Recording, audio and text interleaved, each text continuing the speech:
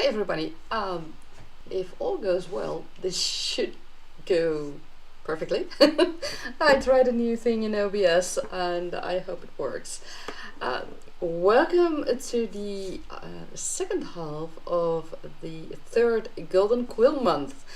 I hope the first half was excellent for you all. And I have to say, I didn't write a lot, but I did have quite some developments, so that's a good thing as well. And I have to say I'm satisfied with that.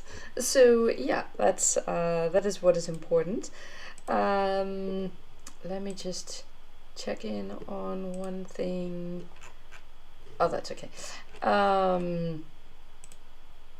So what we'll do today is we will have two creative sessions of 25 minutes and have a short break in between so that you can, I don't know, take a little break, get something to drink or something to eat, and then get back into the creative session again. I will be writing today. Let's see how that goes. If I can manage to write some coherent paragraphs, that will be awesome. I have a few things I wanted to add in the first chapter, things that I thought about this weekend, that I thought would be very fun to have included, because I didn't have that at first. And you know, I think it's good to have these little things in there as well. There's something shiny on my head. Oh, okay. Can you see that, guys? No, it's not. You can't see it on my finger. It was some glitter. I had no idea where that came from. But it's good. No problem. So, like I said, I'm going to write.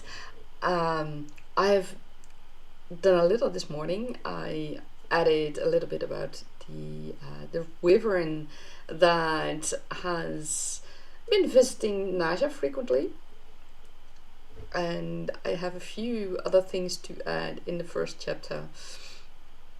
Things that I think are good for world building and a little bit for the characters, to give them just a little bit extra, not only Nasha but also a few of the other characters. I think it's important that when you introduce a character, especially a named character, then those characters should also have a little bit of personality and should have a little bit more than only the name. I mean, that's it, right? You can have a name for a character, but if that character just, let's say,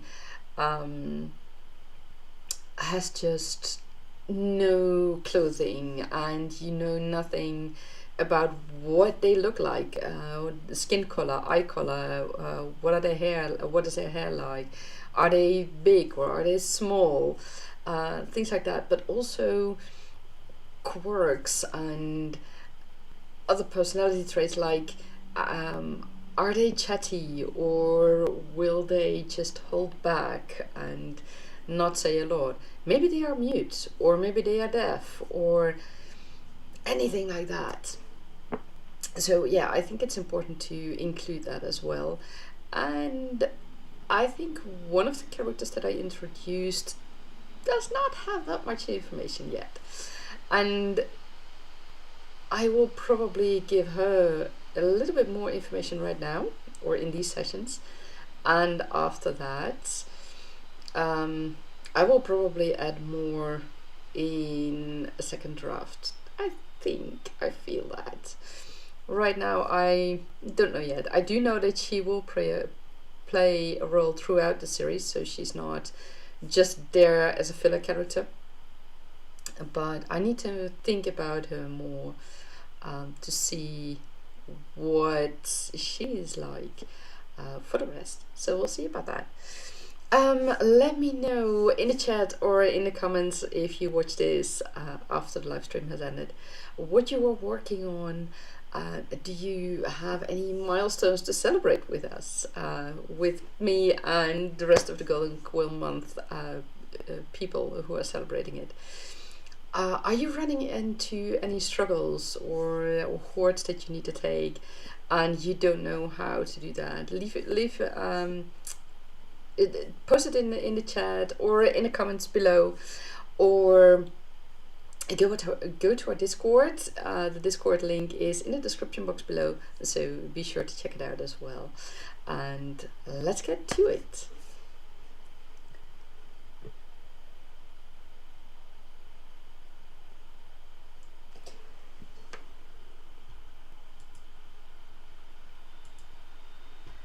And of course it would be handy if I actually start the creative sessions. No. Oh damn it, how did I do that? Right. That's the second time, my apologies, that's the second time that I basically almost forgot. So here we go.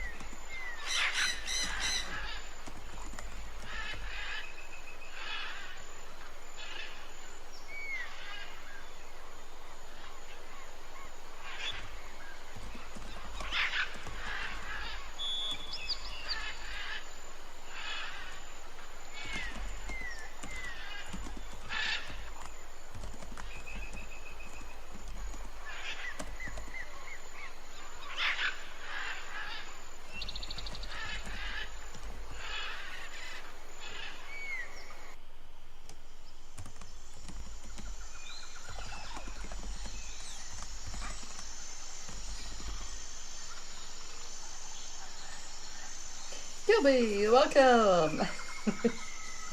How are you doing? How are things going? We have a little more than 5 minutes to go in this creative session.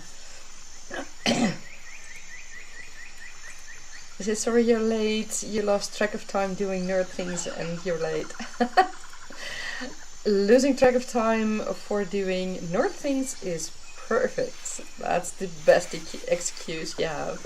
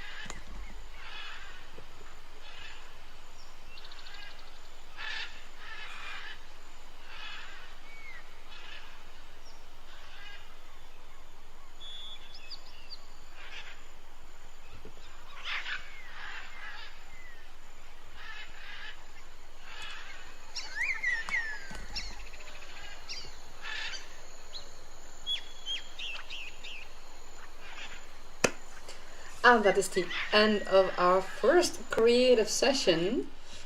How did it go for you all? And Gilby, you say you were running some missions in Space Marine 2 and forgot that the mission you were doing is longer than most. Oh, that can happen with games like that. And you're now going to grab a coffee and you'll be back in 5 to start being creative yourself. Excellent. Excellent. Well, it's good when you have missions like that in other games. They can help you relax. And yeah, sometimes they can turn out longer than you expect or longer than you remembered. But at the same time, if it helps you relax and get into a good mood or a good creative mood to do other things after that, that's excellent. That's excellent. So I'm happy that you did that. I have to say I'm satisfied with what I've written right now. I've added some more details about a few characters and about a certain little wyvern that is now still with Nasia, which is a good thing. And yeah, it's coming together very nicely. In the Discord I posted, I think last week, what the tentative end of my I'm looking for it at the moment, but the tentative last sentence of my first chapter will be, and that's: be careful, Naja, house of, I need to still find the name for that house, for your life is about to change. Not all currents are meant for you to explore. This is said by the deity who also gives access to the ceremonial dressing room and who also tests. My apologies, I seem to be waking up with the birds at 4 or 5 a.m. quite regularly these days. And after that I sleep, but I don't have deep sleeps anymore. So yeah, I'm a little bit sleepy. But like I said, this is said by the deity who gives access to the ceremonial dressing room and who will test the leader of the ceremony. So it's quite important for a deity like that to say this. So Naja should pay attention to that. Will she? That's something you'll find out later. So let's see. What else is going on? Once I've really finished this first chapter, I need to find some names. I've been working on a constructed language and it's not always easy, but I have quite a dictionary with a lot of words that that can be translated into the constructed language. But I need words for certain deities, but also, for example, for Naja's house name. So there are several things I need to figure out later on. But yeah, that's where I am at the moment, and I feel it's a good point, and I'm satisfied with it. So yeah, that's it's surprising that I can still do this, and I'm very happy with it, even though it's all going very slow right now, but that's okay. So in our next creative session, I will be working just a little bit more on this first chapter, because there are a few things that I found these last few days that I need to correct, and need to, well, correct or adjust or add some more information that was already, let me say, in the back of my mind, but it didn't come out when I was writing this chapter. So certain things are now, let me say, more clear, and because of that I can add that information in the chapter and do something with that. One of the things, for example, that I added in the chapter earlier on is a name giving ceremony, and I originally did, that's a new thing. I originally did not have that in mind in this chapter, but I thought it was a fun thing. You will find out later why it could be a good thing as well for the future. And remember, names in Tergane are very important. So if a creature or a person receives their name in the name giving period, that's something that is really, really important, because that is what they will be called until, if they desire so, they choose their own name. That is something they can do if they desire to do so, and sometimes in certain professions it can even be handy to do so, because you might not want to be compared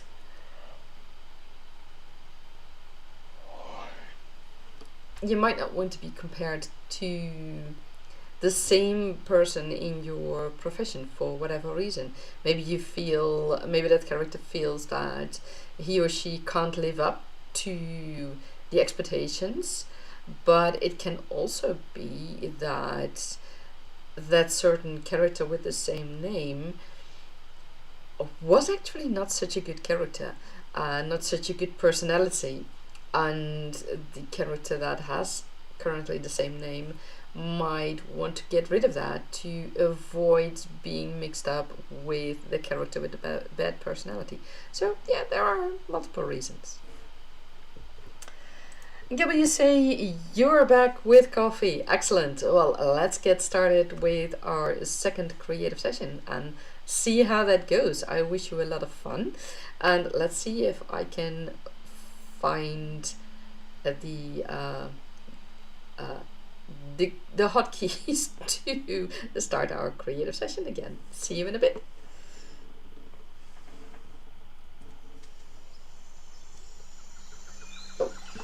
I need to, exactly, that is what, okay. I wish you a lot of fun. Happy creating.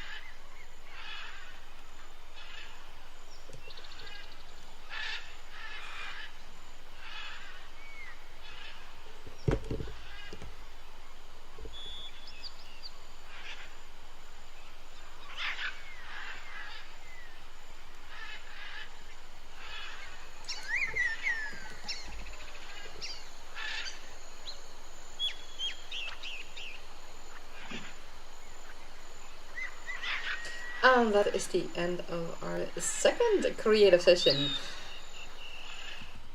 How did it go for you all? Let me just reset the counter. That's better. I hope it went well. I have added a few things again. Added as in add some more information, and I've edited a few things that needed to be corrected that were wrong. So yeah, it went pretty okay. So I'm looking forward to hear how things went for you all.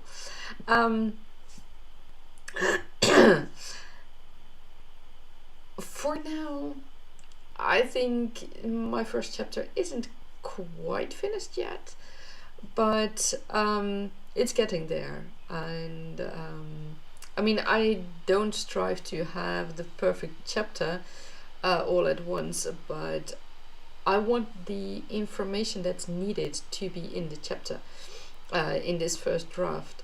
That's what the first draft, in my opinion, is all about. Get that information in your book. And sometimes you need to add extra world building information, or information about your characters in the book, in the first draft, to make sure that you don't forget it in the second draft and later drafts, but also to see if it's really needed, or if you maybe need to change things in the future. Of course, that's also that's all part of the process of the next drafts. But yeah, I felt that my first chapter was lacking several details that it needed, so I've been adding that. And Gilby, you worked on some more distinctions to the Church of the Deep and cooked up more details about the penitent skulls. Oh, well, that sounds interesting. Penitent skulls, tell us more about it. I'm really looking forward to hearing about that. On the Church of the Deep, you mentioned that on Discord, and it's truly an intriguing organization. Can I call it that? And that's, I think, the fun part of world building, is creating your own organizations, your own religions, and making that work in your world. That's something I always find very fun to do, and it gives me satisfaction to do that. Like one of the organizations that is in Terkene is an organization that is in a way secret and in a way it isn't. And Naja and others are part of that organization. Later on you will find out how exactly they are part of that organization. But yeah, I mean, even royalty can be part of it, and that's the fun thing. And how her role will change once she moves to Dragon City, that is all part of her character development throughout the series. And I think it can be very interesting, or it will be very interesting, let me put it that way. And that she has quite the things to learn and to experience before she can take the role that she needs to take in the organization, while she's also still royalty. So it's going to be interesting to see how that plays out. So yeah, I'm looking forward to writing that. I have to be honest and say that I am slowly getting really tired, so I think it's best if I don't do another creative session, because I think that will be too much for me. Because it's all, I noticed that it's starting to get harder to think up the things that I need to write down, that I need to add to my chapter. Gilbert, you say penitent skulls are eldritch octopi which wear human skulls as shell. Oh wow! They have candles atop the skull and crawl around, incanting lines of scripture in deep tongue. That sounds like a scary vision to see. I have to be honest. I mean, yeah, that's really scary. That's a scary idea, and intriguing at the same time. And you say the penitent part refers to the souls of the faithful with unresolved sins who died, which were mystically shoved into the octopus, the skulls having belonged to them. Okay, that's so. The octopus now has this. If I understand it correctly, the octopus now has the soul of that faithful with unresolved sins. Does it mean that the octopus originally did not have a soul, or does it now have two souls in one body? And you say they typically work as servants to the clergy, but can make surprisingly good spies and assassins. Interesting, interesting. Well, we'll see how that pans out in the future. Those are really kind of scary, but also interesting things. And you say the octopus is now controlled by the soul of the dead, and the skull gives the connection. The octopus didn't have a soul. Okay. Okay, does that mean that... Let me rephrase it. Are the octopi the only creatures that do not have a soul in your world? Or are there perhaps any creatures that do have a soul in your world, in contrast to all the rest of the creatures? Yeah, I'm looking forward to hear that. And if I look at Tergne, for example, each creature has at least a little bit of what can be called a soul. Some might not be as intricate as the people are, but each creature is considered to have a soul. So that makes killing creatures not always a easy thing for people. So that's not for everyone. And Gabby, you say it's just humans who have souls in this setting. Okay, okay, only humans. Okay, well, that's good to know. And in certain things, I can imagine, in certain situations, I can imagine that makes it a bit easier, indeed, with pushing the soul of the faithful into those octopi. That makes it easier. Yeah, I can imagine that. Yeah, it's a funny thing, you know. What is a soul, and when is a creature thought to have a soul? When do creatures experience pain and things like that? I mean, that is something that we here on Earth still do not exactly know.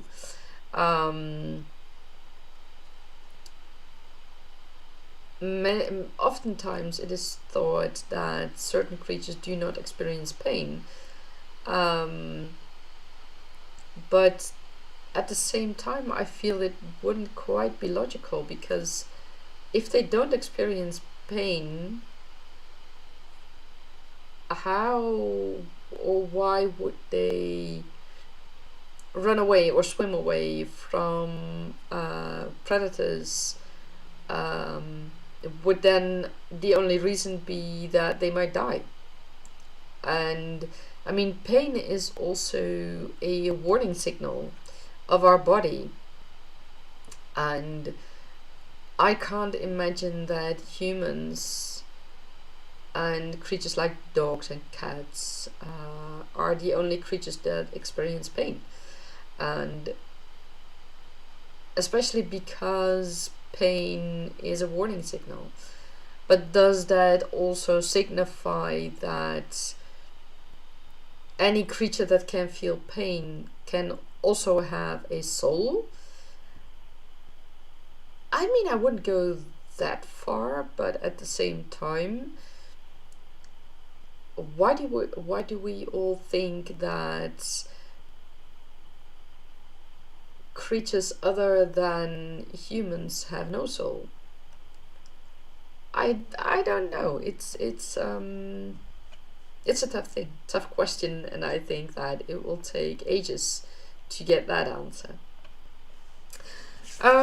So I think it's safe to say that I've had 2 good creative sessions. Gilby, I hope your creative session was also very good, and maybe we can continue in the Discord, because right now for me I'm start to find that I find that I start to have trouble finding words. So yeah, I'm not going to do another session because it's going to be too much. I thank you all for coming here, and our next live stream will be on May 1st, because on April the 30th I have already a few appointments, so I can't do a live stream then. Gilbert, you say indeed we can continue in Discord, and you also need to make dinner. Well, let us know in Discord what's for dinner. I'm looking forward to that. In the meantime, I wish you all a great day, and join us in the Discord if you'd like to have more chats about world building and about character development and story development and all. I wish you a lot of fun. Bye bye.